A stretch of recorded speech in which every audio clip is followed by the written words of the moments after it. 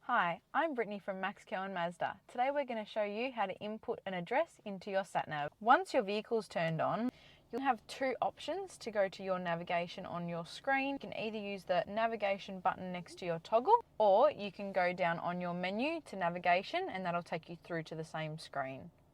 Once you're in the navigation menu, you click down your toggle to where to. You then scroll through for your address. Some cars may have touchscreen, which you'll be able to use.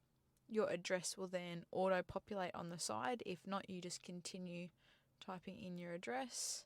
You can then push your toggle to the side. You click down for the address that you're wanting to go to, and then confirm navigate here. Please proceed to the highlighted road. Now that your navigation is set up, we hope you have a safe journey to your destination.